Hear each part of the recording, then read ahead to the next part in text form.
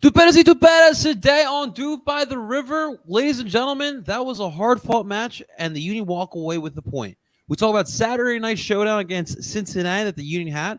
We're going to look ahead. Another busy week here for the Union. Charlotte on Wednesday. The MLS Cup rematch against LAFC on Saturday. And don't you dare go anywhere because you do not want to miss this episode of DOOP By The River. And let's get it started, guys. Done! DOOP By The River doesn't do anything well. There is not one. I'm sorry. There was no creativity. As a Union fan, I take that all day. Another DP. We need to go get Mario Balotelli.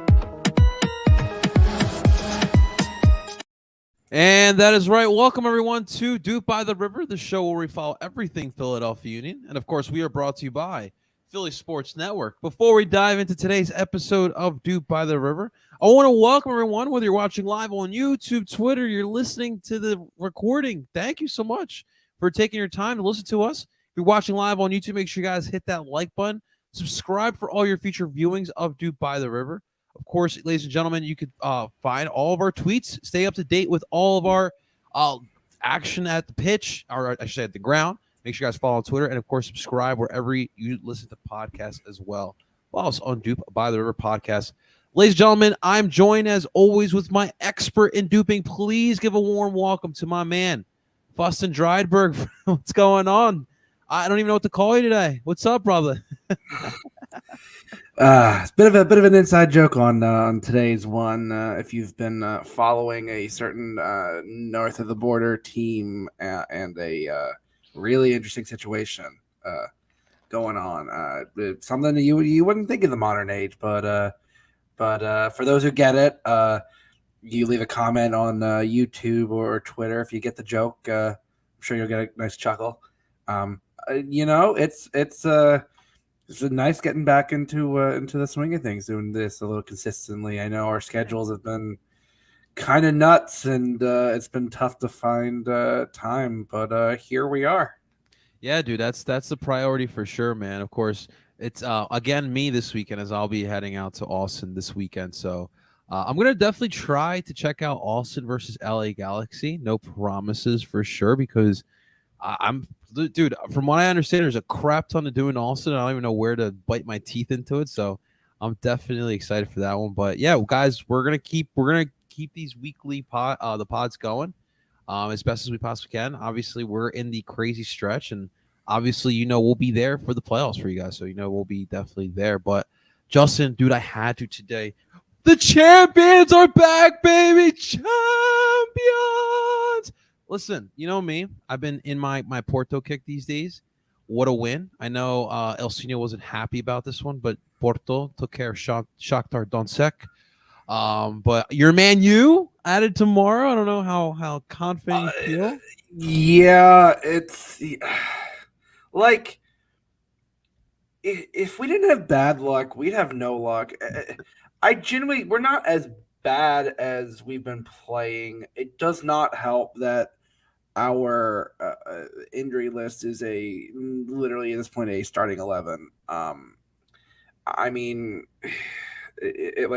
especially with the Anthony and Jadon Sancho situations and the injury, there's a lot, and betting in new players. This was not a great start to the season, but we got Champions League back. I mean, we're gonna get fucking throttled by Bayern, but hey, we're getting Champions League. Your old friend Harry Kane.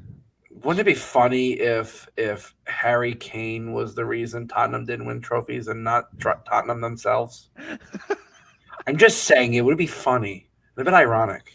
Listen, I know there's a lot of snake bitten organizations in American sports, but there's not a club like Tottenham, brother. Not many clubs like Tottenham. I mean, they're playing well post Harry Kane. Who's scoring the goals now? Who's the main goal scorer? Or they're not? At this point, it's spread around, but James Madison's doing well. Son on the one wing. Even Richarlison got in on the act the last game, so. It's been they've been spreading the goals out.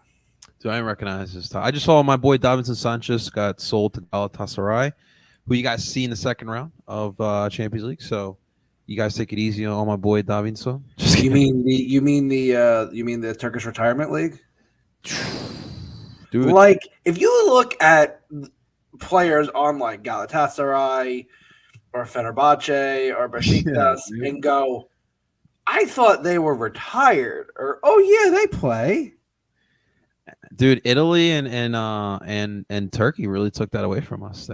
Luckily. Yeah, I was gonna say comparatively, like it's like anyone who still calls us the retirement league clearly does not pay attention. And most teams, I'm sorry, all teams in the world would take Lionel Messi, and then most teams would take Busquets and Jordi Alba. I mean, I'm just saying. So the Miami situation. Though I do have to ask on a completely unrelated note. Yeah. I don't know if you have been following the. This is tangentially Lionel Messi related, but also mostly soccer related. Our pal and friend of the show, Alexis Guerreros on Running Footy, broke down. I don't know if you've seen Lionel Messi's the pizza order. Pizza, yeah. And Alexis, if you have not watched this video, listen. There are certain things that certain people know a lot about, and Alexis Guerreros and pizza. He could teach a college class about the fine intricacies of pizza, and watch the video if you have not, because our boy. I was learning things I didn't even know about pizza. Really, this video, but, the pizza that he here it is right here. Yeah, like it's a. And apparently, I didn't know this. This It was an doesn't really have education I received cheese, over the like- weekend. Oh. Argentine I can't pizza see is a thing, and there's been a lot of debate as to whether or not I think he's gonna what break it down that here. pie looked like actually is Argentine pizza. But we're very lucky because at this desk we have an Argentine and we also have a pizza. Pizza connoisseur. I was not going to Is that what you wrote down? that. Stop it. I was absolutely pizza not going to say connoisseur. that. You are literally like the pizza guru. Thank and you. so I trust you more than what's the guy, Portnoy, Oh my that does God. the pizza ratings? Yeah, you and everybody else. Hold me. Alexis is the guy. And so, we have He's the guy. Charlie's deep dive. Alexis is going to do an Alexis All right. deep dish Here we go. dive. Which I didn't is come up with that. by the Important. way, And you know, not take Charlie any gets to go credit. to the wall, so I want to go to the Take wall. a trip today. to the wall. Oh, Alexis. snap. Break it down for us. For a Good. little respect, you were very upset, Nico. I at was. the reaction of this pizza because you Yeah. like to defend Argentina. I don't feel like it was a fair representation of Argentine pizza. It certainly wasn't, and it's not a great bake. Can we get a photo of the pizza? Do we have a photo of the pizza? Can we put it on the wall He's here? got notes. you Okay. guys. This Yes, is I do have notes, and this is important. Look, let's talk about the actual pizza itself. When we talk about pizza, we talk about the crust. The crust is any of the dough that has been baked. If you look at it, it's very pale. This is not a great example. People Bad like bake. to see Maillard reaction, okay, which is the browning, the caramelizing of sugars, and the toppings. They don't look great. But I think the issue is the question became: is this pizza? Is this a good pizza? And I gotta say, it's on the fence as to whether it's a pizza or not, because actually, this is called a fugasa, right? Which sounds a lot like focaccia, does it not? In fact, if we think about where this pizza came from, this pizza originated from the Liguria region of Italy, okay? If you look at the box, the name says Banchero. No, This he pizza was did invented not. by a He gentleman goes named this Don deep, Antonio bro? Banchero, who opened up a bakery in Argentina. His son, Juan, and his children opened up this place, the Banchero Bakery in Argentina, after their grandfather's bakery, and they decided to adjust it a little bit. So let's see. Can we go to the next one? This is Liguria, Genoa, where the majority of people, the Italians from Argentina, came. In fact, I'm going to need you to Wow. focus on this area for a little bit, because this is where the accent focaccia becomes fugazza, okay? Let's switch to the next one. That sounds a lot like what you're ordering, a fugazza. Their children were like, yeah, this is cool, but this is a little old school. I want to switch it up. So let's go to the next one. So now you know focaccia is really fugazza. We see the toppings, okay? We got tomatoes, onions, and olives.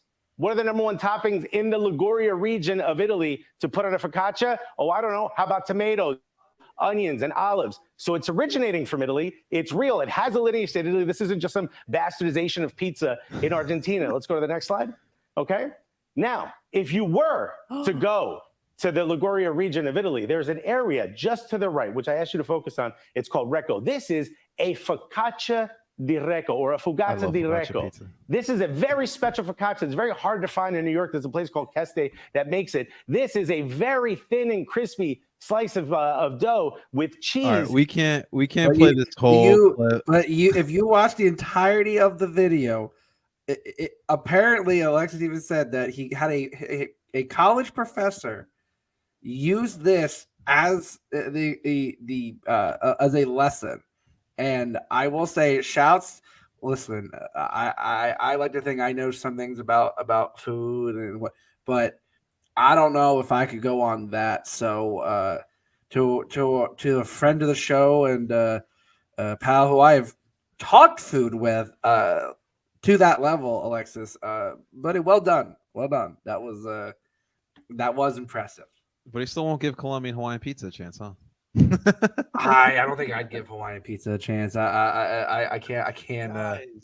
Guys, but like, there's something about going to your local like park in your neighborhood in Colombia and then just getting like a slice. The oven's right there. Like, I don't know. It's just must be. Now, if you're throwing some, I don't know, some carne asada on a pizza, now that's elite shit right there. Now we're talking. Now we are really talking. That is freaking dope. All right. Well, with that said, now we got our pizza fix out the way. Just let's dive into it today. I want to talk about the Cincinnati match, a 2-2 draw. You unfortunately blow a lead in this one. You do. You get a Jose Brujo Martinez banger. Dude, if Brujo Martinez is going to score goals this year, it's only going to be a banger. That's what we've learned so far. What was it? No goals in like 100 shots and 3 this year, and they've all been absolute fucking bangers.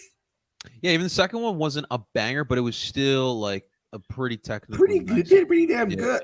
I'll say that NYCFC goal was a banger. I mean, it takes a lot to get over that and to smash that thing near post. For sure. You get Daniel Gazak getting another PK goal, which obviously the debate continues again about that one. I can only score PK goals. But more importantly, Justin, the Union honestly since Ernst's been in Philly, when this team has a lead at halftime, like literally like over 95% of the time, they're getting the 3 points. They didn't get that. They got 1 point away from it. So definitely disappointing here. Where I want to steer first to this conversation. Look, Cincinnati is pretty good. I think we've all seen that. I think we don't have to argue that. However, I still like the Union chances. But the one thing that concerns me, and it was a concern again on Saturday, is the depth of the soccer team, brother. Bupensa comes off on the bench for Cincinnati. And that's a solid piece that they picked up when Brenner left, right? He's supposed to be the replacement. That's coming off the bench. And you saw the difference that he made coming off the bench. We're obviously missing pieces coming off the bench. We are pretty thin. We're still waiting for Taibo Rivo. We'll wait for that one. But with the amount of matches they have played, I mean, I don't know about you, but I could see some fatigue settling with this team at times. The depth is a concern for me heading into the playoffs, considering that's the last leg, man. And you have some injuries. Obviously, Brujo went down and Urre went down, which we'll look at some of the notes of today's presser about those two guys. But, dude, for you, man, like, where are we at with the depth, man? And with the amount of matches the team has been playing as well. I think there are places on the field I'm not worried about depth. I think outside back, I think you're good. You have depth in the midfield, which you haven't had in past years. At the forward position, I mean, Ty Baribo has actually looked decent in the moments he's had. He hasn't had a ton of chances to really create, but he likes to drop back. He can hold up. He can post out. He can spread. He was making some solid decisions, in terms of his hold up play, which did create some chances. The Union just couldn't finish those. The only place that the depth concerns me, and it is really because he the past couple months has had some of the worst run of form, and it is getting incredibly hard to defend him. It's at center back, and it's Damian Lowe. For like before Leagues Cup, I will say in league play, I think he was having a decent season. Not a great season, but a decent season. You know, he was steady. He was allowing the Union to play in a back three. Since Leagues Cup, Damian Lowe has been playing super poor.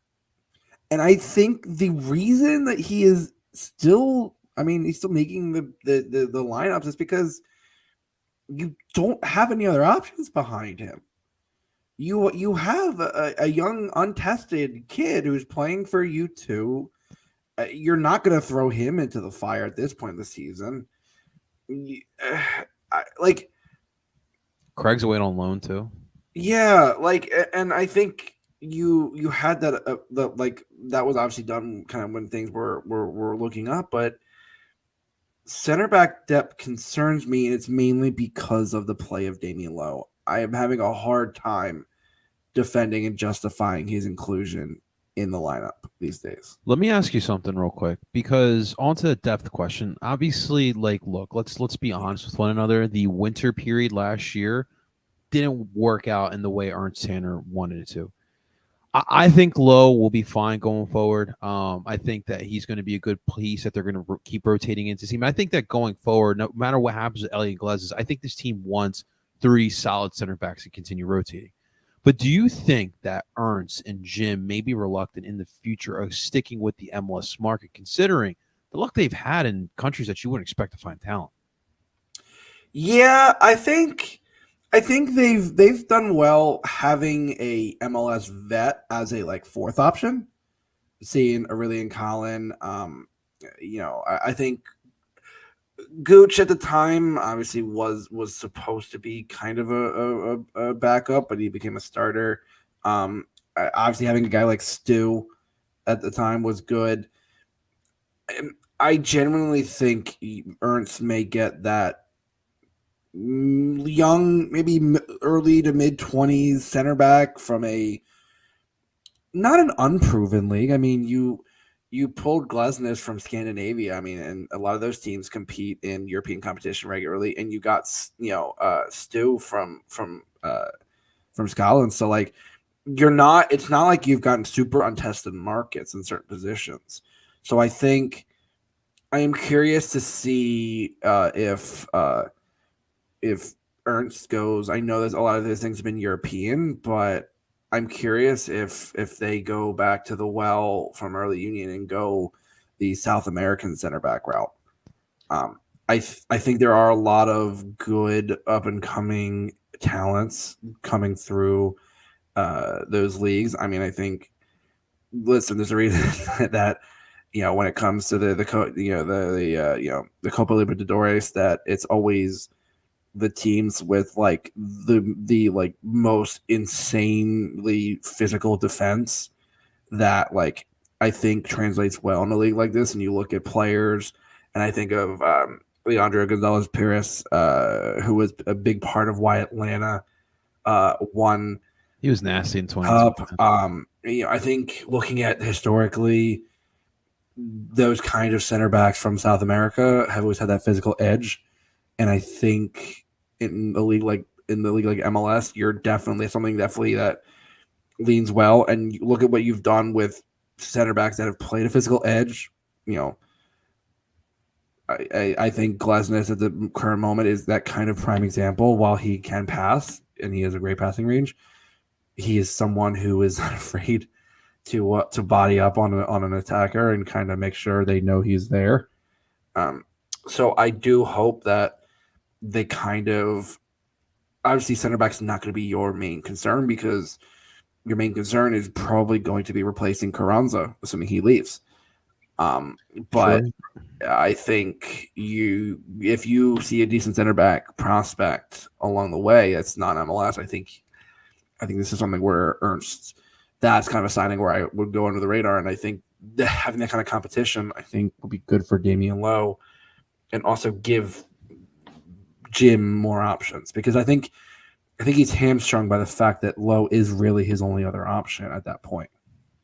I'm with you, man. I mean, defense is definitely a concern for myself as well because of the amount of matches they've played. Glezis and Elliott at parts of the season as well have had uncharacteristic play, and then you're just like, what? Like, you look at the Toronto match, like you're scratched like, hey, like what is going on here?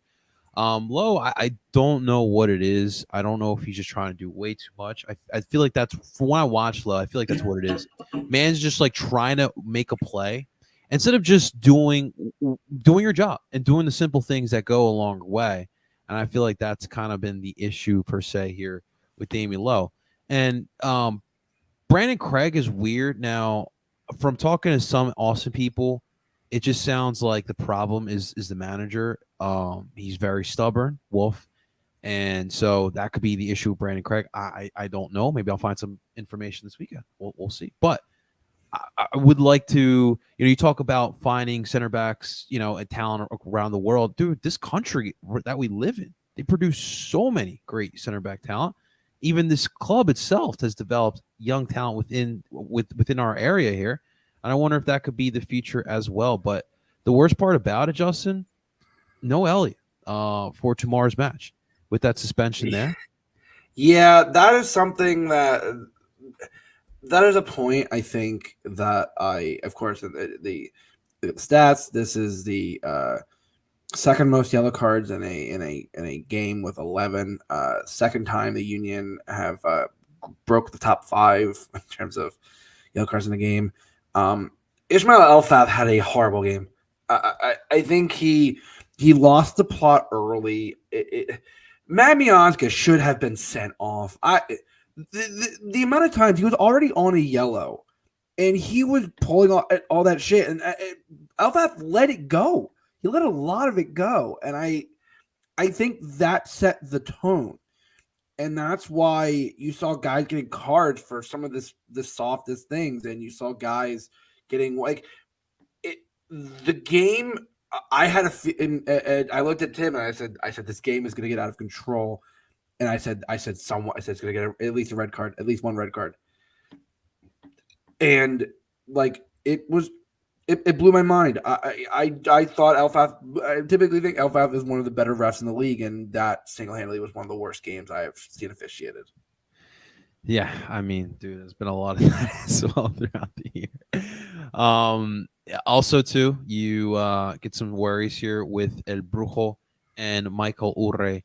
Now, let me pull up real quick. I had here. Oh, here we go. Okay, so I have here some of the notes from. Now Brujo's a little more concerned than Uwaz. Uwaz, I thought, seemed more like just him getting subbed off at the usual moment comparatively to most. Brujo's did look a bit concerning. Okay, so Curtin did say that Martinez is fully fit and ready to go for Wednesday, so that's good news.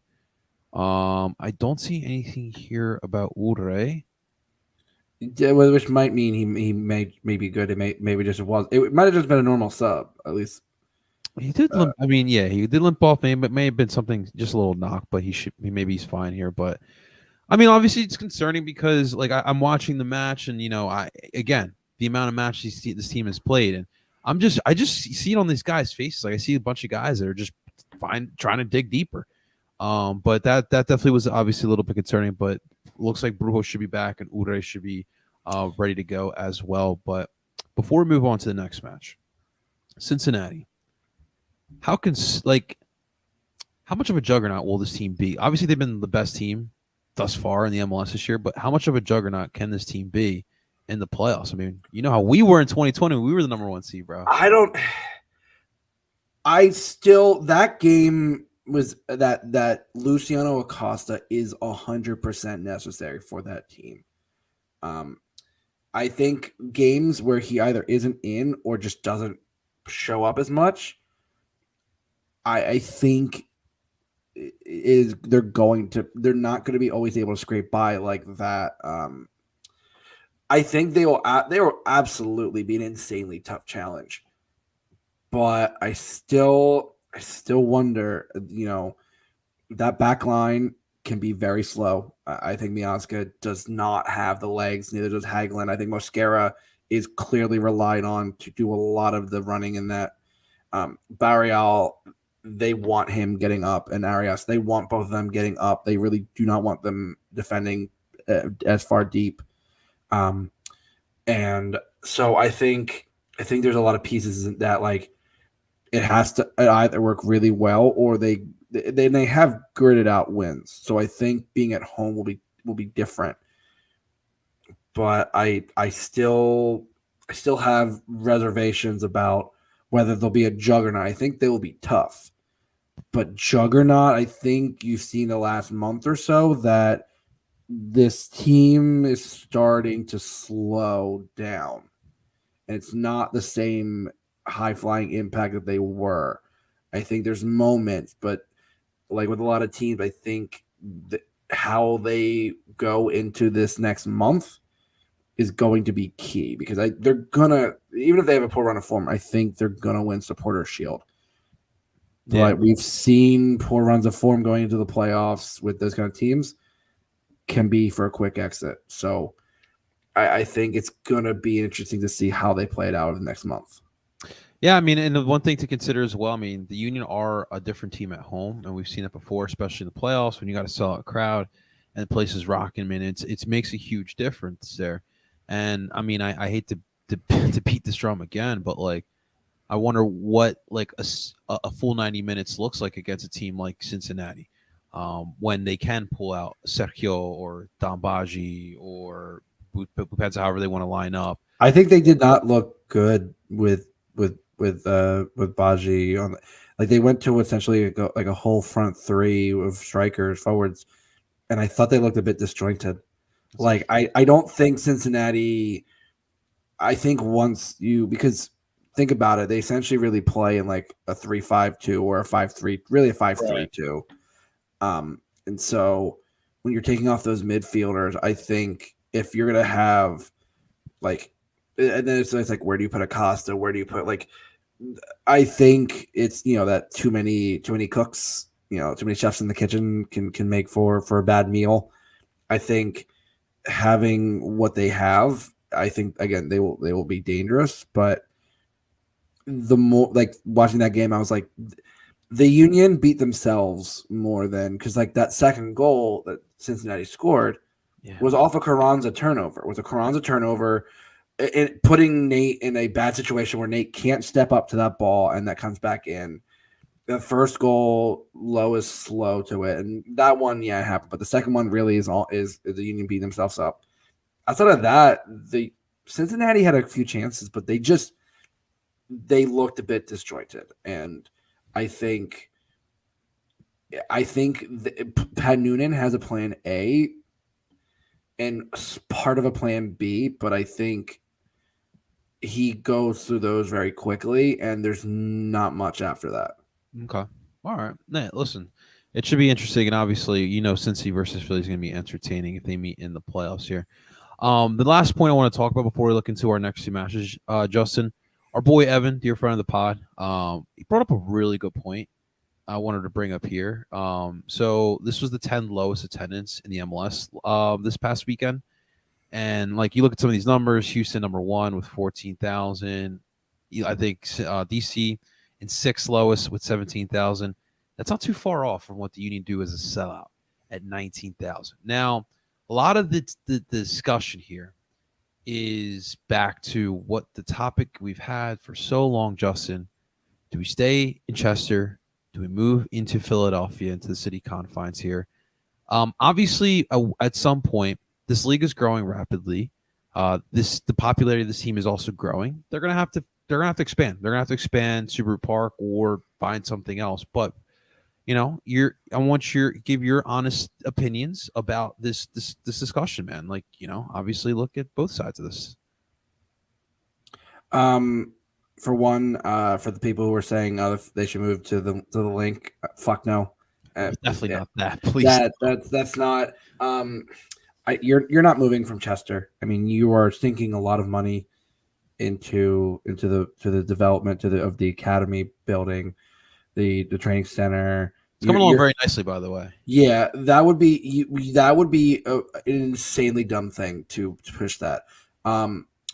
they did build out Subaru Park to where you could easily expand on the sides, and potentially behind the river end. So I think there is room for in the river. Justin? Well, it would be. It would be put. It would be. I mean, it would be. It would, again, I think if they did that, if they were expanding on that, then I would push for safe standing. I would love to see. Justin, we literally would be duping in the river, man.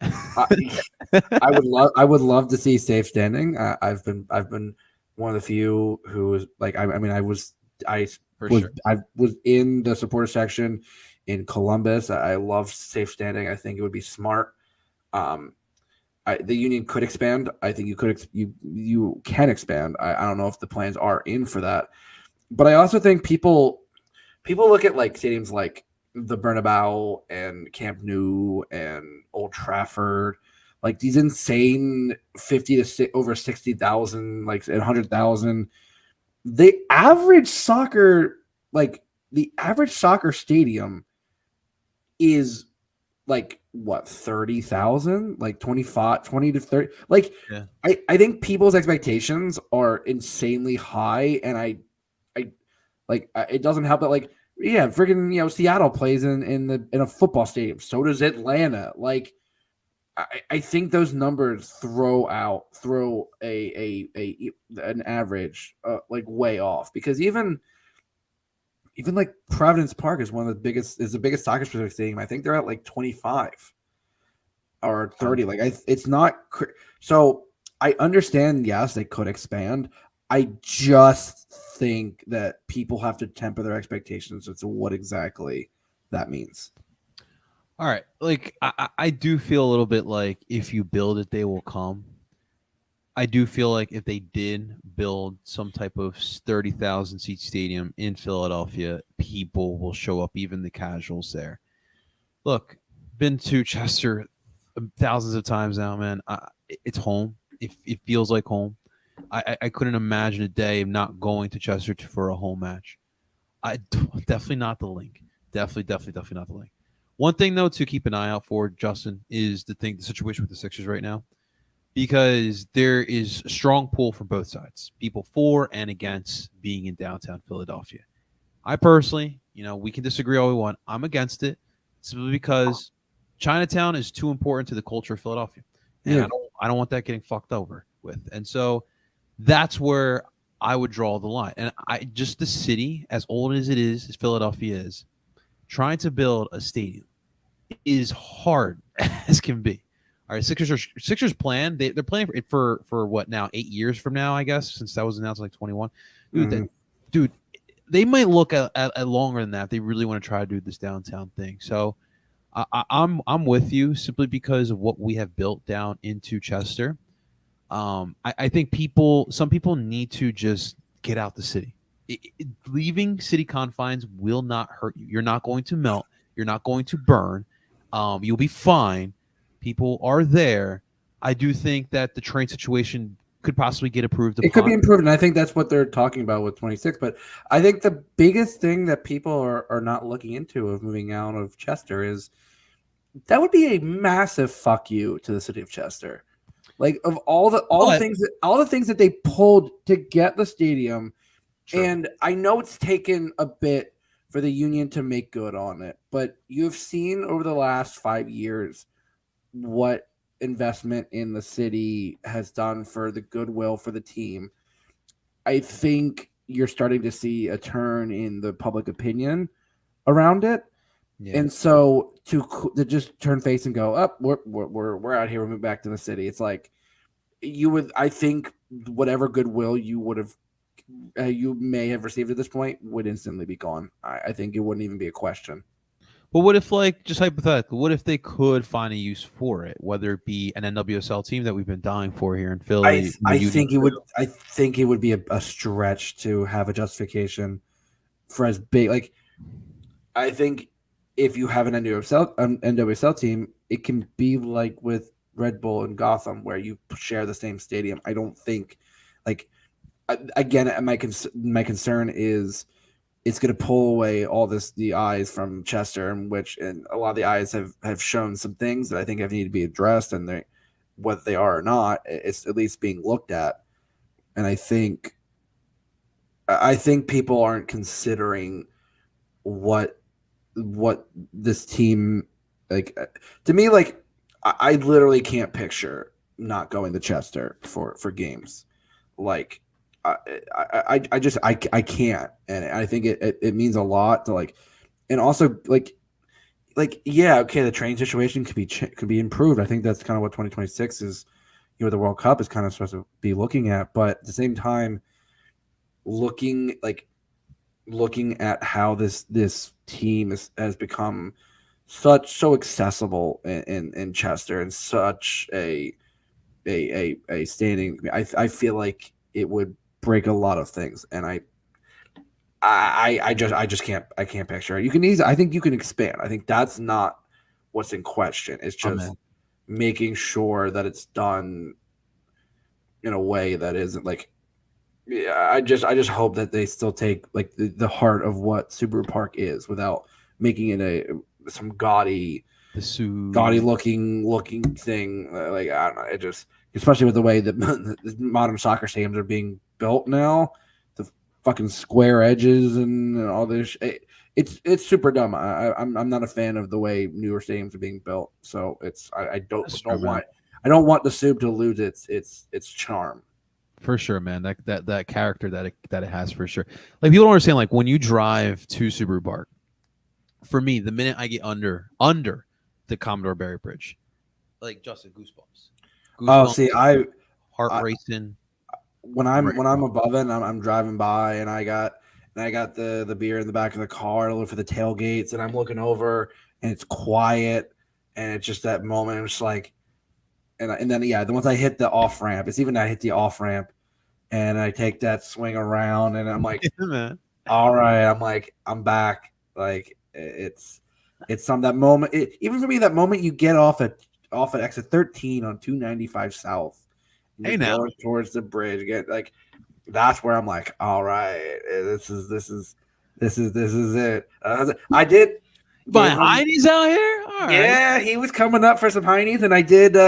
I did have to tell Jose that I've been getting some flack from the Kai stuff. I still might, that people have been listening to my stance, but I stood by it in the stadium. I stood by it, and but yeah, it was great to see him. Yeah, he was surprisingly one of the few people who did have some Heinekens. We do tend to have a lot of Heinekens that don't always. There's only certain people that usually get Heinekens.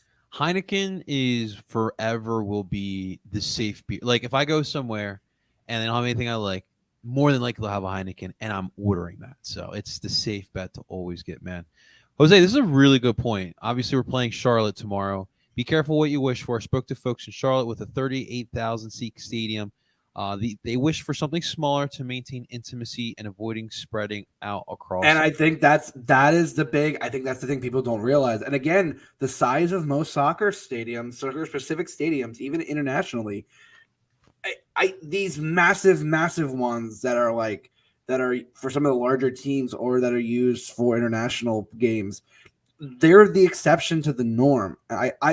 I love the smaller grounds where you are on top of the other team, and when your opponent comes to the corner, you are seeing some 6-year-old kid kitted up in a scarf just giving a 25-year-old Belarusian winger the business. Like, that's the kind of stuff I love to see. Absolutely, man. Absolutely. Justin, let's get into that team we're going to face off against tomorrow. So on a Wednesday night midweek matchup, the Union have to travel down to Charlotte. Almost forgot this game was happening. But a lot of people do not forget, Justin, the 4-0 thumping that they gave us last year in Charlotte around the same time period as well.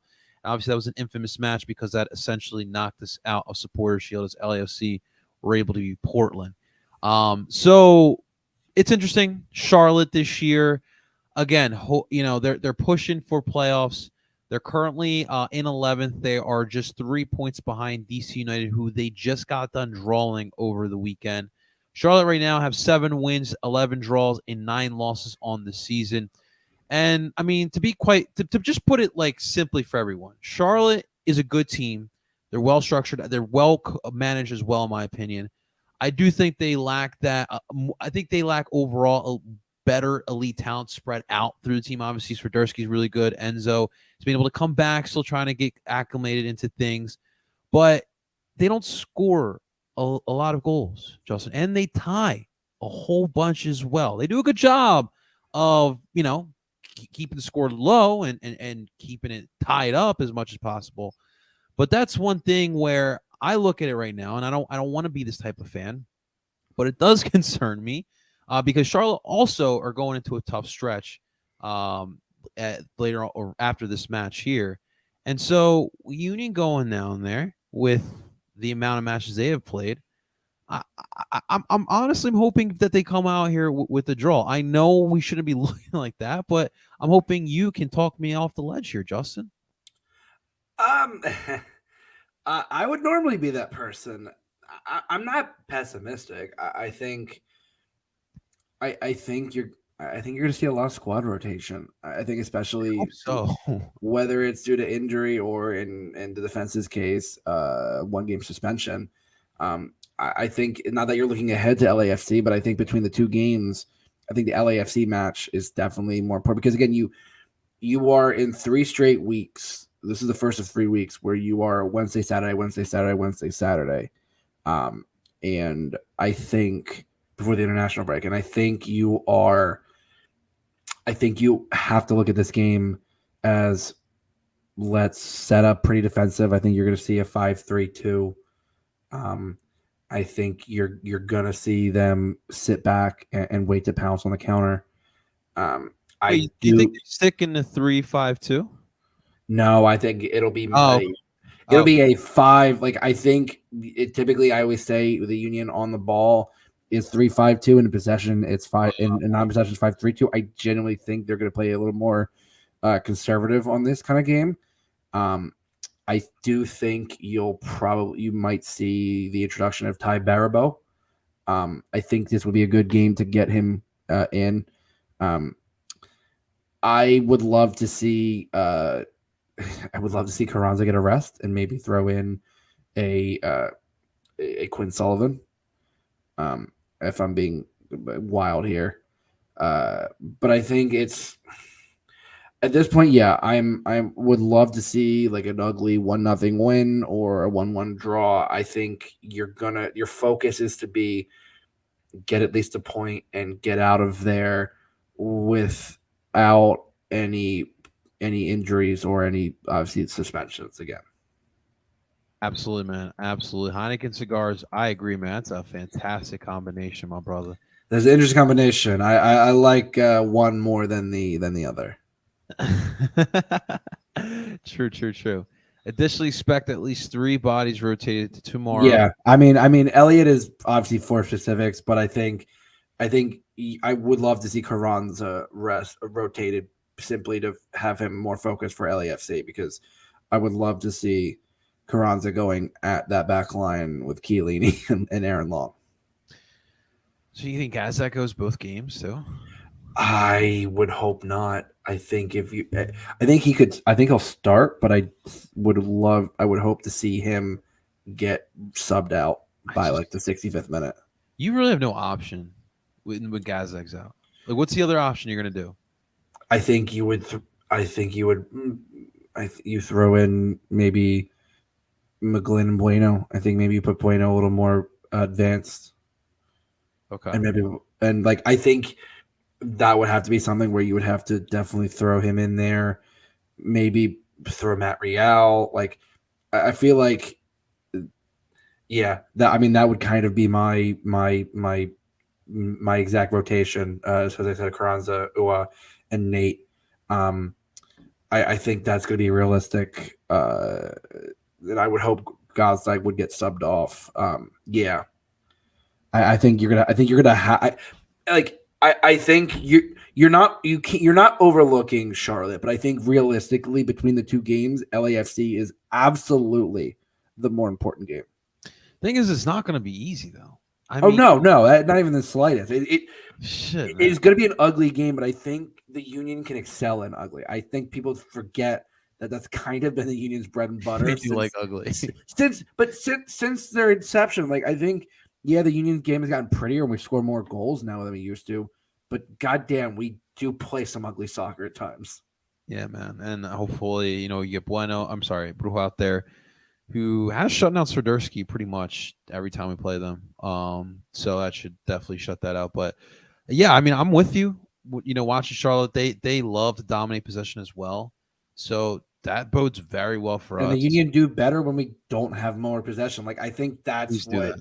I think that's what people forget. Like people were like the Union Exactly. like last game it was like what? Like at one point it was like 67%. Like exactly. Like we are at the very base of it, we are still a counterattacking team. Yeah. And we thrive in that open space that like when teams leave it in open, we can cut and slash our way through and get chances on net.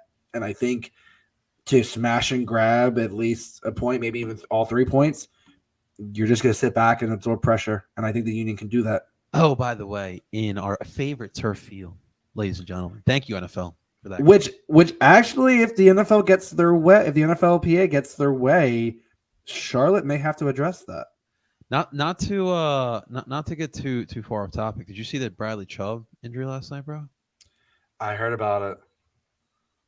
And that was on grass, so that's obviously not mainly part of this conversation. But yeah, dude, that was absolutely disgusting, man. But it's please, I'm tired. I mean, soccer should not absolutely. Like, if you want to make the argument for football, I mean, football players argue about that too, honestly. So I love playing on turf, but I'm not a professional soccer player.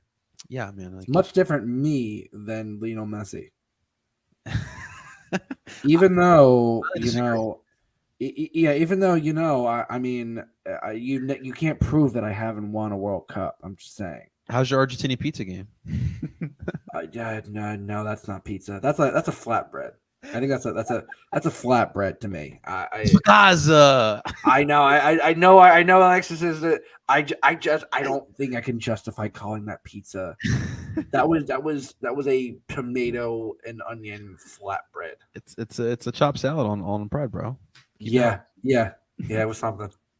All right, so let's do this. Let's do this lineup real quick. So obviously Blake and goal, right? Blake and goal here for Charlotte. So you're predicting a 5 back line here. Mm-hmm. What does these back line even look like, man? I could see you doing Kai, Matt Real, Damian Lowe, Glesnes, and Mbaizo as a back 5. Okay. And then so what you're doing? 3 in the midfield. I think you do Brujo, Gothdog, and I'm gonna lean towards McGlynn. Okay. And so then that would leave your 2 forwards. So you're saying that Carranza get rotated. I think both get rested. I think you're gonna see. I'm predicting Quinn Sullivan and Ty Baribeau. I like that better. I mean, I don't know. I just Ty and Chris. I don't know. I prefer. I think you give Ty the chance. I don't see why you like. I think you gotta give him at least 60 minutes. See what he can do. I'm saying I would rather see Quinn over Chris alongside Ty. Oh, 100%. I think because Ty is that guy that's going to slink in, and I think that's why him and Carranza. I mean, they ended up playing well together, but I think you saw that initial like tough kind of butting heads because they both do like the drop deep. But I think Quinn has no problem cutting in and slashing in to make that run, and I think that works perfectly with someone like Baribeau who likes to drop a little deeper. Absolutely, man. Absolutely. Final score prediction. I'm going to say 1-0 victory. I think they get a very ugly goal in the first half, and I think they just shithouse their way to a draw or victory. I think it's going to be, but I'm thinking 1-0 victory. I hope so, man. I hope so. So with that match, so you're in Charlotte. Now you come back up home, and it's the MLS Cup final against LAFC. Before we get into this matchup, I mean, obviously we still got to get through Charlotte, but I would think like when the season started, The minute that Monday hit, I thought people would already be talking about this matchup, and I'm really not hearing much. So, like, I have to ask, that buzz around the matchup last year in the MLS Cup final, is that still there for this upcoming match Saturday? Oh yeah. Oh yeah. No. I have been looking at this game for a while, and first off, it is if you are coming down to the Soup, again, as Jose did, please stop by the Sons of Ben tailgate. I will be slinging drinks at the beer table as I usually do. In celebration of Hispanic Heritage Month, we will be having a taco bar. Hey now. I do believe we are going to be getting some international candies Hey. to have at the tailgate. So please do come by. What's the rule on liquor on the tailgate these days? It's still the usual beer and seltzers and vodka sodas. So also I'll have the state sides, the Trulies. I'm sure I absolutely will throw in Tecate, because Tecate is a popular one at tailgates. Go on. But yeah, come on by. It is going to be a insanely hopping tailgate. I am predicting. I have to imagine it's going to be close to. No, man. Now we know. Now we know how to.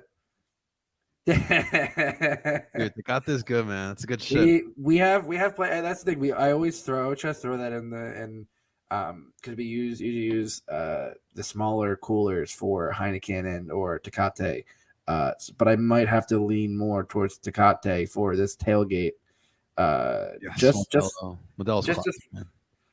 Oh God, Modelo is my jam. I am a fan though of Soul. If you've ever had, that's a good one. People don't Soul talk is an underrated choice. For sure, man. Victoria's another good one. I don't know if you've ever had the Micheladas, the Modelo Micheladas. Yes. That's some. I can thank my friend Allison, who lives in Pittsburgh, who's born and raised L.A. She is a wild Galaxy fan. That's dope. One of like the most proud LA Hispanic people I've ever met. But has made it to some good shit. So that is my other choice. So if I can, because when they're chilled, they're pretty solid. I can't complain. Pretty damn good. Let's get into LAFC here. Obviously they just got done El Tráfico, in which they did win 4-2. But look, since CCL, they've kind of struggled as well, like us. And I mean, obviously they played the same amount of matches we have. Difference is, Justin, like, I don't know. I hear much more noise out of LA than I do Chester. It's a weird thing, Justin. I think it's just because people still think, like, looking at LA, I think their biggest problem is it's like with Cincinnati, how they were very reliant. They're still very reliant on Lucho. I think LAFC go as far as Denny Bouanga goes.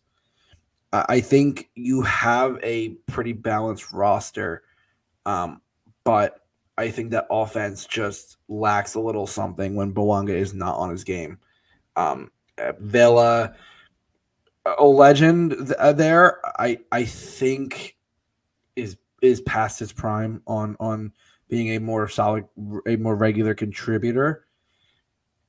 I don't know. I think the Union are going to do well to make it ugly like they did in MLS Cup. I think you want to make it ugly. You don't want it to be open and expansive, because that is where Bouanga and LAFC will thrive. And you've seen in the game, I mean, they've won 2 and lost 4. Like in the last 6, they have not really looked all that good. And it's when teams frustrate them and when they make it ugly. And I think the Union can do a good job of that. And I think what's going to be the big difference on Saturday is going to be the fact that you will have Subaru Park. And look, I mean, I make the comment, but like I know Philadelphia, and I know that once kickoff, We hold grudges. We're petty. yeah, dude, it's gonna come out the minute you see that black and gold.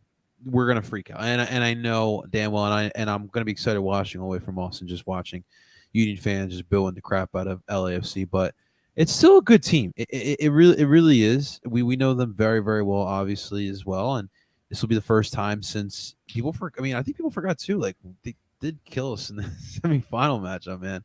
In CCL, that the second leg one, obviously. I was gonna say again, that was in LA. Like the home match, the Union did really dominate. So I think that's kind of what Yes. people also what could flavor in, because again, it's always been in LA that the Union haven't done great, but at home the Union have held their own against LAFC. Yeah, for me, it's more so about it's going to be another important match to prepare for the playoffs because of who LAFC is and what happened last year, and it's definitely not going to go away. So with the rotation being what it was, what do you think with the lineup on Saturday? I think you go back to a more of a normal lineup. Obviously, Elliott will be back. I think you put Elliott in there. I think Nate comes back in because of his defensive ability. He did a great job at shutting down Alvaro Barreal on Saturday. I think if Brujo is there, you put him in. I think you put Jesus Bueno on the left and Jack McGlynn on the right. I would put obviously Gonzaga at the tip, and then Carranza and Ua. I think that's going to be one of your stronger lineups at the moment. I mean, how do you think you slow down Boanga and that tackle? I think you keep him wide. I think you don't let him cut in. I think you frustrate him. You get in his face. You and make him make the move. I think you just generally get under his skin. I think when he gets like pissed off and not in the pissed off of like, oh, I'm gonna score on you. It pissed off like the little things. I think the Union do well at really grinding the gears of oppositions and making it ugly. And I think that's kind of where the Union. I think that's gonna be the Union's game plan: is muck things up, make it ugly. Do not let them get going. Do not let them get flowing. I think you're gonna see. I think these next two games are gonna be kind of ugly soccer, and I think that's kind of where the Union are thriving. I really think it. And this week's going to be big, man. I mean, obviously the tough stretch began Saturday realistically against Cincinnati, and it keeps going here. But I mean, points on the table here, and I mean, I know we're pretty comfortably in a playoff spot, but dude, like I want to rise in the seedings here, man. I don't know I don't think we're going to catch Cincinnati. But I think you have a game in hand, and you're only 3 points back of second place. Like I think that's what people fail to realize. That game in hand does come against Dallas, but like you still have a game in hand. Get as many points as possible. Let's try to host as many matches in the playoffs at Subaru Park. Justin, my man, let's get that score prediction on Saturday against LAFC. I would love to be wrong and for the results to flip as I'm going to take a 2-2 draw. We've never beaten LAFC, right? Now I'm thinking about that. But I think I would love to draw Charlotte and beat LAFC, be the reverse of what I said. But I think getting a point, getting 4 points out of these two games would be big. And so I think a 2-2 draw. This might sound a little hot takey, but I'll take a loss against Charlotte if I can beat LAFC on Saturday. I want to beat them that bad, Justin. That's why I said I would love to be a draw against Charlotte and the win against LAFC. Like I think 4 points is realistic against in this stretch. Oh man, dude, this is why we love this sport. This is why we love our game, man. For weeks like this one, man. 2 matches. It's gonna be ugly. It's gonna be Philly. And I'm excited, man. I'm excited. Justin, man, dude, I love doing these pods with you, man. I appreciate it as always, man. I appreciate you guys as well. That's going to do it for another episode of DOOP by the River. Thank you so much for watching. Guys, we're going to be back next week. Make sure you guys hit that like button, subscribe for more of your live viewings of DOOP by the River. Follow us on Twitter. Subscribe wherever you stream podcasts. Until next time, ladies and gentlemen, that is Fussin' Drydenberg. That's a little bit of a tongue twister there. Of course, I go by the name El Parcero Philly, and we're telling you guys to dupe on.